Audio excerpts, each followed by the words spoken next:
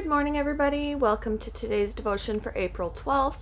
Today's devotion is titled Serving the Least, and the Bible reading is from Matthew chapter 25, verses 31 to 40.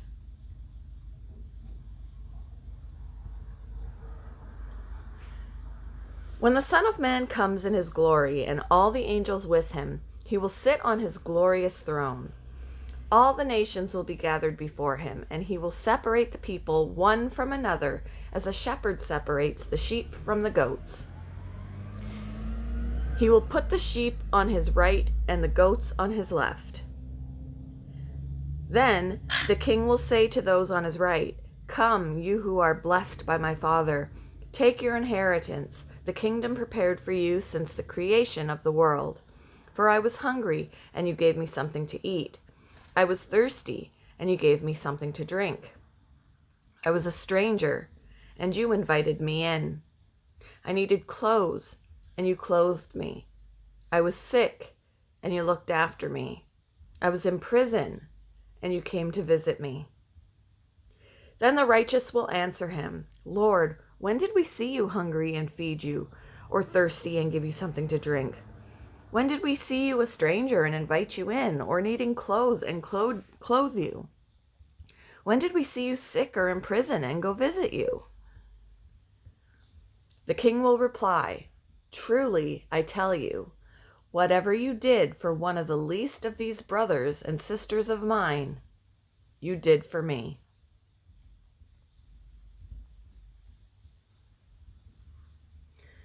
His name is Spencer, but everybody calls him Spence. He was a state track champion in high school.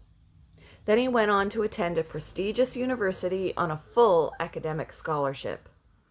He lives now in one of America's largest cities and is highly respected in the field of chemical engineering.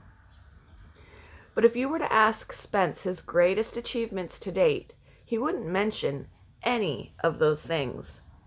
He would excitedly tell you about the trips he makes to Nicaragua every few months to check in on the kids and teachers in the tutoring program he helped establish in one of the poorest areas of the country. And he'd tell you how enriched his life has been by serving them.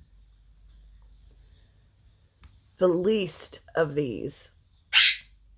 It's a phrase people use in a variety of ways, yet Jesus used it to describe those who, according to the world's standards, have little or nothing to offer us in return for our service.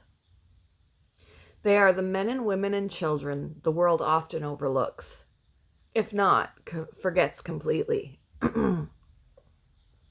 Yet it's exactly those people Jesus elevates to such a beautiful status by saying, "Whatever you did for them, you did for me." You don't have to have a degree from a prestigious university to understand Christ's meaning. Serving the least is the same as serving him. All it really takes is a willing heart.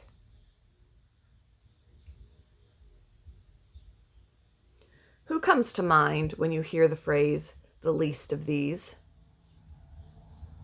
What's something you can do for them?